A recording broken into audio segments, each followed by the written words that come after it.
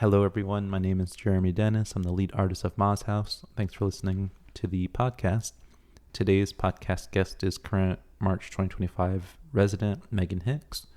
Megan is an archaeologist exploring community ecologies within colonial and capitalistic transformations. Her research in Iceland examines traditional farming, fishing, and hunting practices and their role in shifting political and market structures. In the northeastern United States, she focuses on 19th century Black enclaves, investigating land use and self-determination amid economic marginalization. She also collaborates with Native communities to protect heritage sites using excavation, zooarchaeology, and archival research. Megan emphasizes engaged archaeology, co-designing projects with descendant and host communities. As an educator, she teaches courses on colonialism, zooarchaeology, urban archaeology, and gender, and integrating student fieldwork into her research. Thank you to Hunter College for sponsoring Megan's residency. We hope to invite future faculty to attend the house program as well. Thank you, Megan, for joining the podcast. Thanks so much for having me as a resident this week. Absolutely, so exciting. When you applied to the residency, you said that you wanted to explore countermapping as a tool against disposition. Can you break down your role in countermapping and how it enters into your work, how you came up with it, and how it helps to reclaim histories? I would say first off that countermapping has been used as a concept and a praxis for a long time, way before me just trying it out. And countermapping as an idea has developed in communities, most importantly. One example is that the Black Panthers used countermapping to understand their urban social environment. Countermapping can probably be most simply defined as mapping that emphasizes community experiences or individual experiences and doesn't necessarily rely on state narratives. I am interested in how countermapping kind of fits in to my practices as a researcher, especially in contexts where I'm engaging with communities, trying to strengthen or reinforce their relationships to their local landscapes, whether urban or non-urban, relationships with the land, for example. And I think countermapping can be a really powerful voice and tool for communities. The great thing about countermapping is that it can be very formal. You can use software to countermap, or you can use kind of formal mapping conventions, but countermapping can be really informal, where you can draw a picture or build a model however you want to out of any material. So I think it's a very cool practice for that reason. Where it has come into my work is in collaboration with Indigenous communities. Occasionally I'll collaborate by request with Indigenous communities around the issue of land protection. In one instance, recently, for example, I worked with a great team of people, including my colleague Chris Matthews, Montclair University, and my colleague Eric Johnson, who at the time was at Brown University. And we worked with the Ramapo in northern New Jersey to map a sensitive area in the landscape that was being run and protected by a nature conservancy, but it was in danger of being in the town, or the county was looking at repurposing the land and allowing people to use it as a dump. However, this area of land was known to have remnants and evidence of past occupation by Indigenous communities. With the guidance of the Ramapo Turtle Clan, Chief Vincent Mann, and the clan's medicine woman, Michaeline Pacaro, we mapped the area with their advice on what they knew about. We ended up mapping a lot of large stone structures that were beautiful and important structures that should be preserved and not destroyed by turning the land into a dump. We made this report available to state level authorities, the State Historic Preservation Office. How this exemplifies counter mapping is really mapping from the perspective of the Ramapo community. All maps have an agenda and make an argument. Our map was making an argument where perhaps county level maps might just map the empty land with no indication of the people who have lived there and the relationship with that land. We were mapping people back into the relationship with the landscape and, understanding that that landscape has a long history of being loved and of mutual belonging with the people who've been there for a very long time. You can see how this is a really clear example of mapping, not relying on state narrative of this place as an empty land, but on community narratives of deep relationship through time. And yeah, I love how you have your mapping, which can sometimes be colonial and erasure, but then the way that you use it is you bring people and humanity back to it. Yeah, and also here you can really see how this tool can be applied by communities. It can be applied in the context of activism, and I think gets so much important definition from there. And then it can be applied by academics in collaboration with communities and in the context of an activist approach or a direct approach to solving a problem. So I love that the tool or the technique or this methodology really can be used by anybody. Thank you for that. And yeah. I also wanted to ask, in terms of what type of material you're working with, you have a book in progress titled Exposing Erasure, Archaeologies of Marginalization and Resilience in the Northeast, which has multiple key themes and topics, but one focuses on the Dunderhook community. Yes, Dunkerhook. An emancipated Black settlement in New Jersey. Can you talk about what made you focus on this history and what kind of archaeological evidence you're bringing to make it come to life? Absolutely. I wonder where I should start. First of all, I would say that for a long time, I've been building my skills in environmental archaeology and seeing environmental archaeology as a way to understand how communities have lived in relation with their landscapes for a very long time. I have, for the past few years, been thinking mostly about quite recent colonial histories in the past 500 years. That's sort of my main focus. And as I've been building up my toolkit, environmental archaeology, and especially zooarchaeology, I've been thinking it would be important to apply this approach to setting out a framework for thinking about Black communities and environments. I was inspired by work on Black communities immediately post-emancipation in the New York City area, because that's where I'm based and work at Hunter College.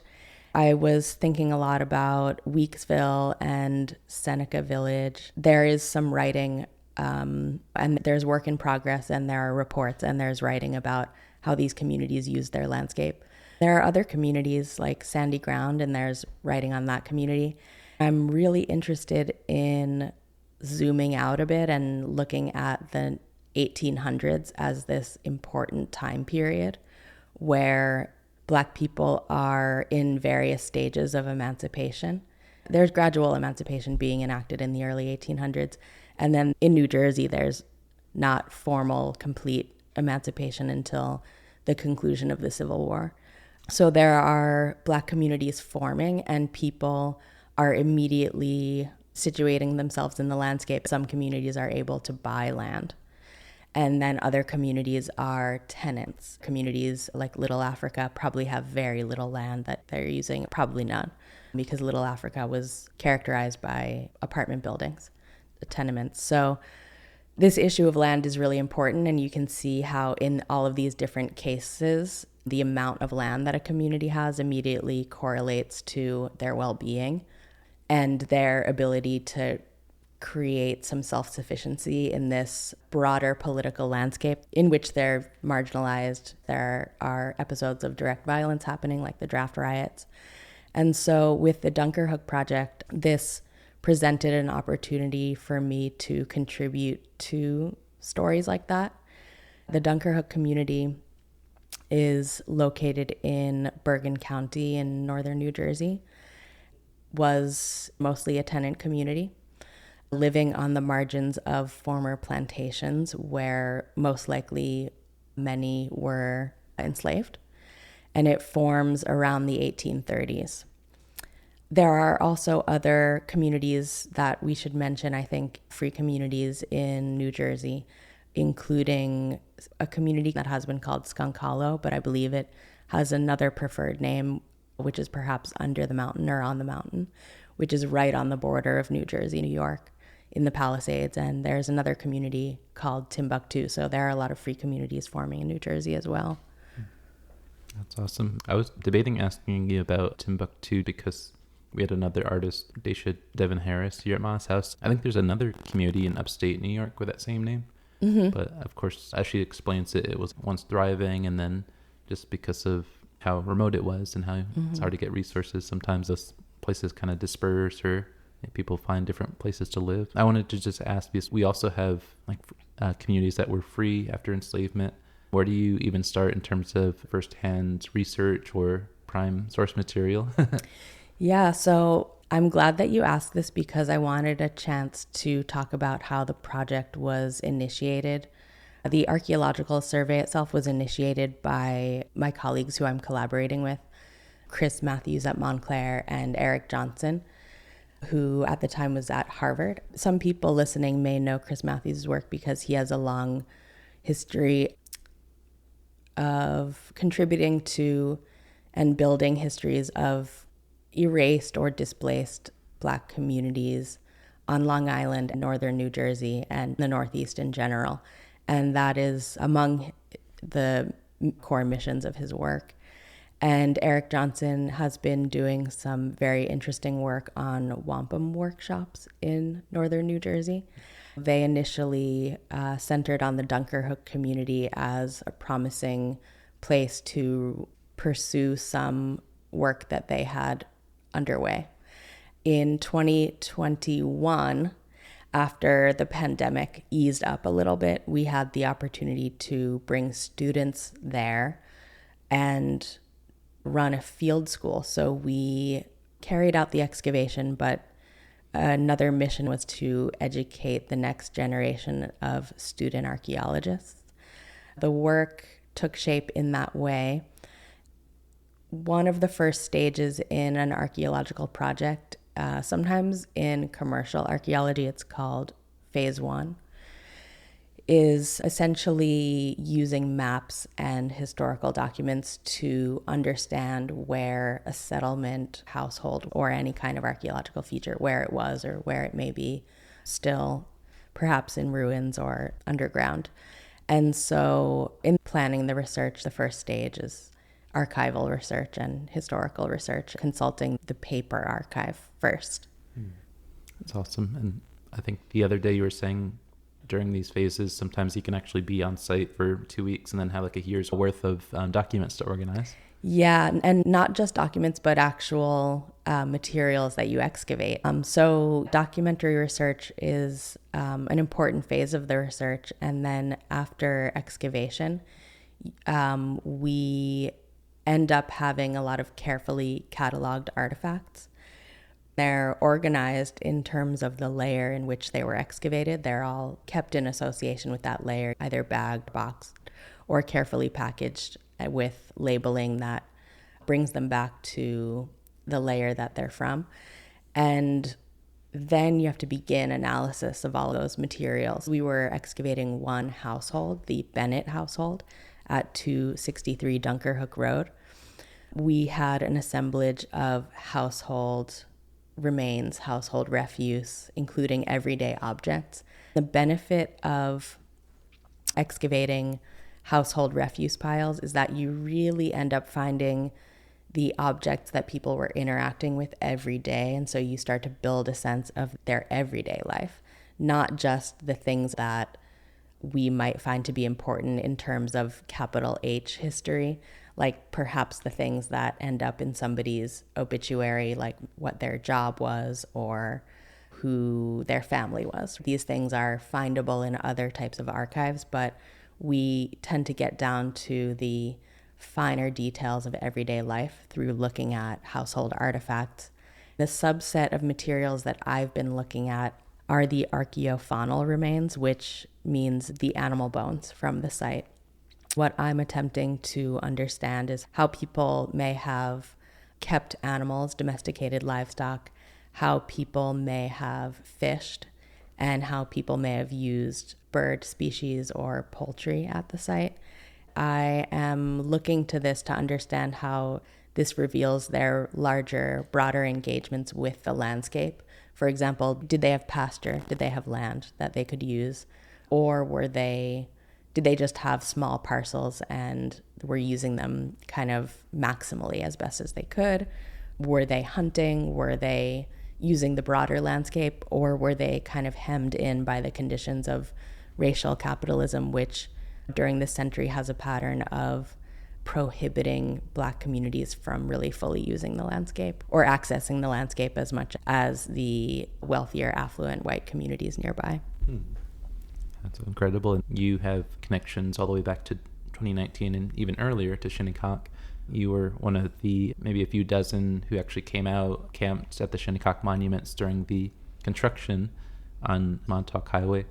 You were there in protest of New York State's economic development attack on Shinnecock and how the Department of Transportation didn't want those built. And the governor's office didn't want them built. So you came out for that. That's a whole thing we could also talk about. Yes, I would love to. Well, let's start there. I think it's interesting because when we think of academics, when we think of teachers, they're sometimes undervalued. And because of the politics, it's always a risk when you do anything aside from teaching. So I wonder what it was about the Shinnecock monuments that made you want to come out, actually camp, stay overnight, and join that community. That's a great question. I think I have to dig a bit deeper into my past to answer that question. And I think it comes down to our relationships with land, right? Across different communities. In the colonial context of the Americas, different communities who are racialized in different ways have different relationships with the land as a result of this. In some sense, I like to think about and focus my activism or my academic work on it. It all comes back to that issue in a sense. I think I, myself and many other people, received a deep education during Standing Rock, right? And seeing how industry and sort of a hegemonic political and industrial approach to the land was really harming Indigenous communities. And I think that combined with my understanding, being an Afro-descendant person in America, my understanding of histories of Black well-being and our relationship with the land has made me understand the importance of supporting Indigenous struggles to protect Indigenous and Native relationships to the land. So as somebody who lives in a place characterized by settler colonialism, I want to make sure that I am supporting people who are struggling against those conditions. And that manifests in a lot of different ways, right? Not every struggle is the same. The Montauk Highway isn't exactly the same as Standing Rock, but there are important similarities. I have participated in other situations and offered support in which communities are protecting their lands, sometimes just in the form of logistical support or sometimes in the form of expertise from my discipline. So for me, participating in the encampment, I also continued to receive a lot of education. I'm grateful for the opportunity to have participated and received an education and understood, I hope, in a deep way, the particular challenges that people at Shinnecock are working in the context of or against. I was also very grateful to have that opportunity and that invitation to be there. I would like to continue that type of work and experience into the future, of course. Thank you for answering that. Just to give some context, we're doing the podcast very early, no preparation or no questions in advance. And then I'm just asking you casually, like, do you remember what happened 6 years ago? I actually do remember it crystal clear and every day of it, because it was great to be here and meet so many people in the community, connect with elders and learn from them. Something that I've noticed since then is how there is this really cool generation of young people right now doing so much in the community with so much expertise and vision, and you're one of them. Grateful to know you too. That was actually my next question, because you've been here for about a week at Ma's house, and we drove to a couple of local sites for my On This Site project, which maps Native presence here on Long Island, New York. I wanted to ask, how did you come across the On This Site project? And it is definitely a work in progress, even though it started in 2016. There's like so much content. There's so much ways to present it. But I wonder, through your lens and expertise as a archaeologist and someone who uses counter mapping, how you would pursue presenting that project in terms of public communities in general, classrooms, Shinnecock community. You probably have so many ways that you engage your students in terms of mapping and Native histories as well. I think I first learned about your project around 2019 or 2020. Sometime between 2019 and 2021, I ended up visiting you here in the context of a visit to Shinnecock territory. What year did we figure out that was? You were in the process of renovating Ma's house, so I was able to visit you, saw Ma's house down to the studs, and heard about your vision for Ma's house.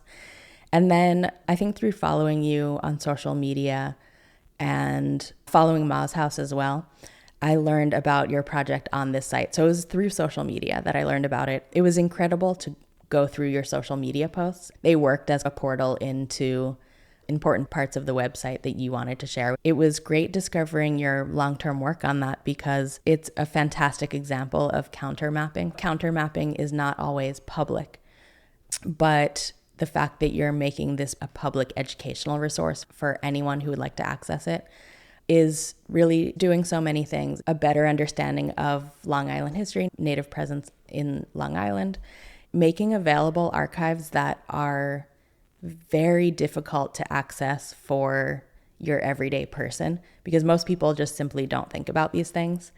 Making an appointment to view an archive is also just a whole process, right? Mm-hmm. I have so much admiration for this project, and I love sharing it with my students, because I think one of the most important things they can learn from it is also just the personal initiative that you've taken with the project. You decided you were going to do the project and you did it, right? And it's a big project and it's important to a lot of people. It's really impacting what a lot of different kinds of people can access from a lot of different backgrounds. And I think that's what, for me, is important to share, in my pedagogy, is that if we take the initiative, if we really understand our personal responsibility, our personal motivations, and take the initiative to create projects like this, we can each, we can affect a lot of change. All right, well, thank you for that. And I think you're also revealing like how great of a teacher you are and how your students have to come to office hours more. Thank you. I did want to quickly mention that 2 days ago on Friday, you led our weekly evening workshop on counter mapping, which was really incredible what everyone came up with. You had options for collage, sculptural mapping. You also had leather, which a lot of people delved into. So I think that was really incredible. But I think we'll post some of that on our social media so people have an impression of what you led and how interactive it was. But I do want to ask you, relating to the On the Site project, going back to that real quick, you have this concept of sedimentation and landslide as a metaphor for the displacement of Black diaspora.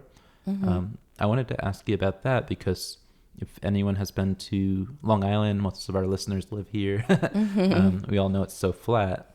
And for Shinnecock people, our land that we're trying to regain is the Shinnecock Hills. It's elevated. Our sacred sites are on hilltops. I wonder if you could talk a little bit about maybe this concept that you're developing, or maybe someone else spoke about it and you're adding to it. Do you just want to talk a little bit about this really interesting concept? Of course. So I would say, first of all, that I encountered this idea of sedimentation in the work of Black feminist thinkers first. So people like Saidiya Hartman and then Tiffany Lethabo King.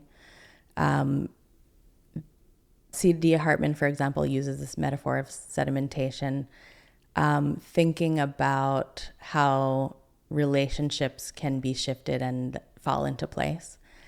And Tiffany Lethabo King uses a metaphor of shoaling to think about movement and resistance. So thinking about a shoal, which is like an underwater land formation, and how this impacts the current, which is the current is sort of the broader social condition, and the shoal is a place where the broader social condition meets resistance. And so, yeah, I just wanted to shout out thinkers like that who've actually really been developing the idea. Wrote about that idea in a very short piece that was commissioned by a scholar who's a friend of mine named A.K. Burns. And for me, I felt a lot of connection to that as an archaeologist, just because we actually deal with soil, at our fingertips, and we're sometimes working and immersed in soil for weeks at a time. And, thinking about the process of soil formation, soils can form through broader environmental conditions like erosion and wind and the movement of water. And soils can form because of very conscious cultural contribution. And in those cases, sometimes the ways that soils are formed can really sustain us. And then referencing something that Du Bois noticed, that when social conditions are under pressure, sometimes that's very evident in the wasting of the soil as well. So there's just this intimate connection between social relationships and soil. And you asked me a question about how that perhaps relates to Shinnecock. Oh, sure. You also wrote a little bit about the concepts of, in terms of archaeological work, grounding within the z-axis, or instead of just like the distance from us, the depth between us, I believe. So I was really curious just about like how does movement of this elevation, how does focusing on elevation perhaps relate to what's going on here at Shinnecock in terms of like how we need to escape coastal erosion, sea level rise? Great question. So when I wrote that essay, Grounding in the Z-Axis, I was trying to communicate this idea of soils being reflective of our broader social relationships. And so I was thinking about soils themselves and what they're made of, and our exchanges with soils in different, as we are engaged in different historical moments or different community histories. And I was thinking mostly about the subterranean. And I think what you bring up is so critical. If some listeners may not know that Shinnecock territory, as it is defined today by the state and the federal government, I suppose, is very close to sea level. However, the historical landscape of Shinnecock, from which people are marginalized right now by the forces of privatization and real estate development, that historical landscape is much larger and has places of higher elevation. And this is very important for community resilience in the context of climate change, in which we're going to see increased storminess and sea level rise. And so the community, as I'm sure you can elaborate on this in important ways, the community faces challenges in reclaiming some higher ground, hopefully. And I think that this is an important political project. And I think I would like to hear from you a little bit more, perhaps, about what I may not know about how that's taking shape. It kind of feels like, well, I sometimes reveal to people that there's like a Shinnecock Facebook group, and we have like just like inner conversations about this occasionally, about like land back. developments in the news. It sometimes feels like a tug of war where it's just like something impending and terrible is coming, and then it gets reversed, or someone has like a conscience. So we, especially back in 2021, when we finally preserved Sugarloaf Hill, had a mansion that was built on it in the 1990s that was finally, after 30 years, purchased and demolished, and it's on its way back to becoming just like a natural site, hopefully preserved for future generations too. But that's something that we're trying to do for the entirety of perhaps 3,000 to 4,000 square acres of land. And I think it was just a lot of like, in our understanding of how we lost that land, it was a lot of deceit. It was a lot of just that simple concept of not knowing like what the concept of privatized land. I think, for example, even after this agreement was made, there were probably hundreds of Shinnecock people still living within the territory, not even knowing that we agreed to this arrangement. And so we're all hoping, kind of at the same time, like using so much effort, so many resources, so much grant writing to bring in sand to protect what we have. But at the same time, this is just land that's right across from the highway that would resolve so many problems in terms of elevating ourselves for resilience, having more room for like economic and just like residential purposes. So it's all these things that are just like, unfortunately, within reach. And at the same time, you have to always drive past it when you drive west towards New York City or like Riverhead or wherever you're going. And I think since that decision to preserve Sugarloaf Hill, we've just seen a exponential growth in terms of people building, people getting permits, people expanding like their house or their backyard. And so it's really something that I think at the end of each one of these questions, I'm always thinking like, all right, we have to bring you back to Shinnecock to get some funding to help do some more encampments. Yes, absolutely. And I hope to be supportive of those efforts, certainly. And I just wanted to maybe go back to what you were saying about how whenever you drive west to New York City, which, people frequently do, or in the direction of New York City, you end up driving by these lands that are higher grounds, that are historical parts of, historical community landscapes that are being encroached upon. And so you're kind of are constantly seeing the development, like the real estate development happening there. And I imagine that is a reminder that this is sort of the moment to, make it happen. Yeah. Oh, yeah, definitely. Yeah. And that, I just wanted to acknowledge that experience and also maybe speculate or wonder like what kinds of heritage documentation practices, like the ones that you're doing, and perhaps ones that could be contributed by a historic preservation office, could support the reclamation of those lands. Definitely. Yeah. Something to pursue. I was going to ask you that in a little bit, and just on the topic of sedimentation and soil, and there's another thing that I believe you've either presented on or you wrote about, which is gardening and composting as future acts or ways to revisit stolen places and histories. I think this is such an interesting concept because the little bit of archaeology practice that I know is people go to a site, they dig, they kind of replace the soil, and then they try to make it seem like no one has ever been there. Like nothing happened. Yeah. But are you proposing like using these sites as like gardening, or maybe just places that have been stolen through time? Or in that particular paragraph of that essay, I was actually just thinking about the gardening that people do every day. Yeah. And so not even as not expanding into any new area necessarily. I wasn't thinking about that, but I was just thinking about just gardening as a daily practice, as it is very humble and people don't think about it that much. But gardening makes you really engage with time, planning and time.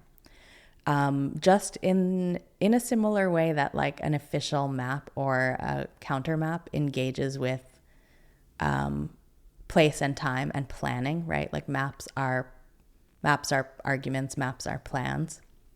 And gardening makes you engage very closely with time, and it makes you plan the future and believe in the future.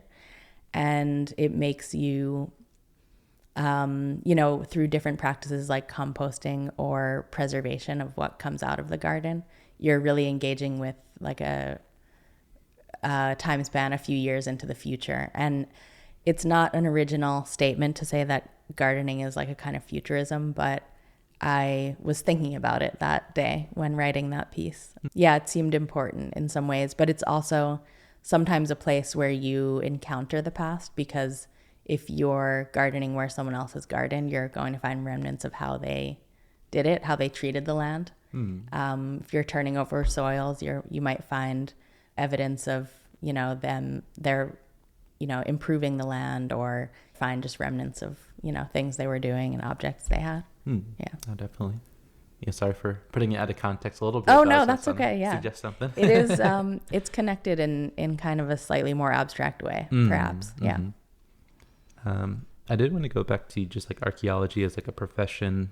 I believe that your philosophy is archaeology can be a language for reclamation. And here on Long Island, we spoke in this conversation itself that there's so much development going on. There's so much like land and soil being displaced. For example, people or archaeologists overseeing that work. At the same time, some of the archaeologists I met who do it professionally on Eastern Long Island, they're constantly like looking for work or stability or income. I wonder if you could talk a little bit about like the need for archaeologists and like the viability of it as a profession, especially for like Shinnecock youth who are looking for something to do. Absolutely. So archaeology is very complicated because there are many different kinds of archaeologists, especially if we're thinking about, through time.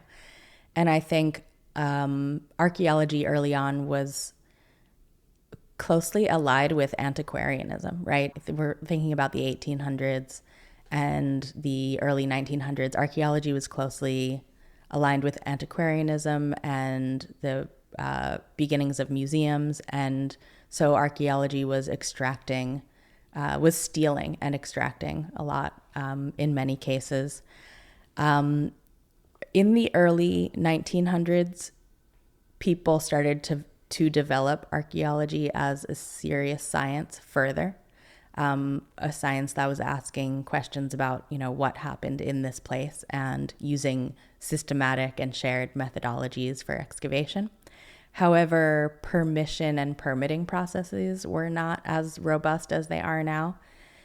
And I think there's still complexity into the present there's a sort of duality between academic archaeology, which is research focused, so asking research questions for the purpose of increasing our knowledge about a subject. And then there's commercial archaeology, which is a complex combination of sort of permitted, and it's a regulatory process to as part of a development or construction process, but it is also at the same time a research process. And I think one of the complexities of contract archaeology is that the budget that is very often supporting contract archaeology is the budget of the developer. And so sometimes contract archaeologists are needing to work for the timelines of the developer, and the priority is to make sure the landscape is empty so that development can proceed.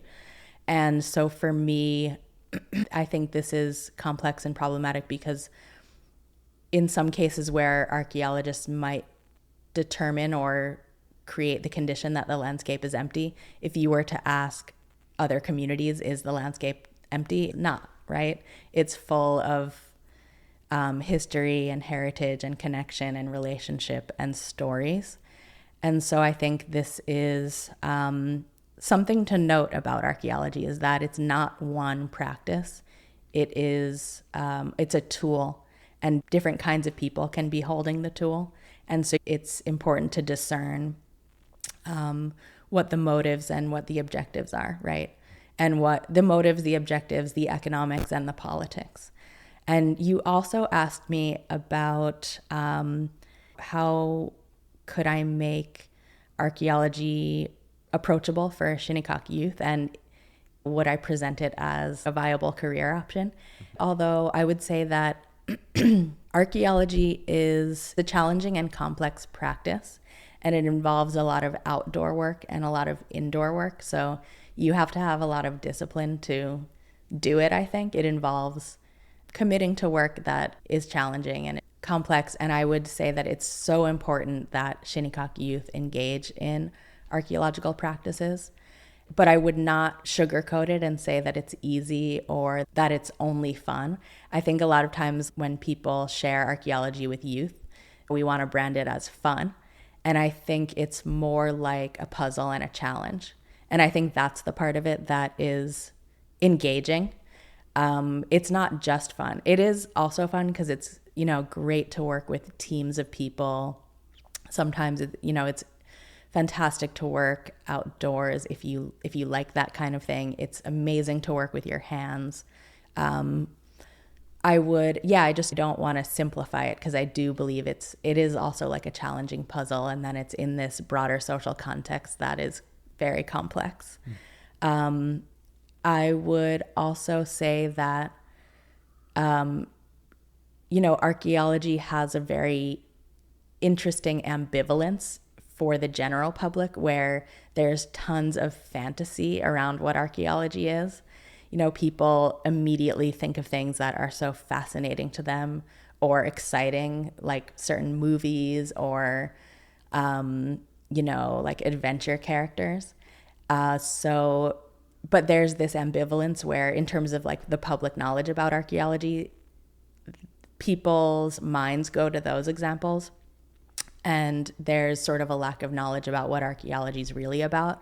And I think that's a challenge for archaeology.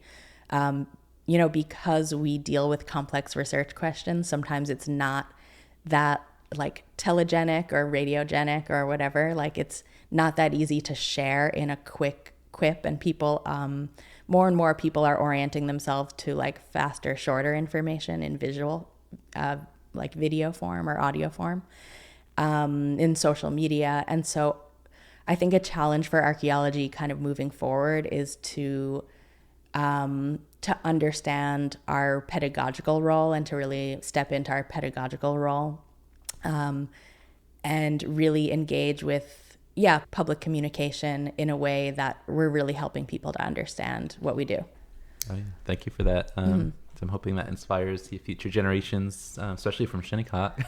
Yeah, and I hope to actually come back and do more work around that and engage youth more. As I was saying to you before, I want to engage youth in archaeology and archaeological practice in a way that conveys how important it is and how it's a really stimulating challenge. And, without sugarcoating it, without just saying that it's like having fun outside or something. Oh, definitely. Well, thank you for that. And so many things you're saying throughout the interview, I want to put on t-shirts and make merch out of. Nice. Like things that we all should just be thinking about constantly. Well, today is, sadly, your last day at Ma's house. You've been here for a week. I wonder if you could just briefly talk about how you shaped your time here. Okay, yeah, great question. So when I was here, I mostly focused, I think in terms of time, I focused quite a lot on writing. So I'm finalizing the 2 chapters that we briefly discussed. This one chapter, which is an interview chapter with you about your project on this site. And the other chapter is an environmental archaeological chapter about the Dunkerhook community and how they use their landscapes. So it was amazing to have time and space to write in this environment. And I mostly worked on the Dunkerhook chapter because our chapter is pretty solid. I was grateful for the time that we took together to create photographs for your chapter. So for our listeners, we went out for half of a day and drove around in the landscape and I observed Jeremy kind of doing his work, visiting places and collecting images of places that are important to Native histories on Long Island. And so those will be, I think, some good materials to include with your chapter. As you mentioned, on Friday, I led a counter mapping workshop, and I wanted to do this hands-on workshop about counter mapping because I think it's such an engaging and wonderful tool that is part of archaeology but can be a part of everyday practice. And it relates in this way to what I am doing with the book chapters, because both book chapters are kind of mapping communities back into their landscapes. So that was the exciting kind of connection point for me between the writing process. So I think the other fantastic things about being here have just been connecting with your community here. So when you had the book club night and we, had a game night, that was fantastic just to meet people here. Meeting people during the workshop was fantastic. Going to the opening in Sag Harbor was great to see kind of like the broader community and how you are collaborating in other spaces and doing curatorial projects. So I think just being able to weave myself in for a moment, for a week in the community here and see what everyone is up to has been really educational and really valuable. That's so special that you've had a great time and you always invited it back. Yeah, and actually I don't want to leave out meeting Prince, who was the other resident who overlapped with me here. It was amazing meeting Prince and hearing about his work, and we even had a great adventure where we popped out to the beach one day for a few minutes. So it's been great just connecting with people. Oh, definitely. Yeah. You'll have to keep in touch and share your future ideas and collaborations. Speaking of which, I just wanted to end on, we always ask residents like what's coming next. I know that you have the Exposing Erasure book that you're working on coming out soon. Does that have a publication date that we can go out and purchase it?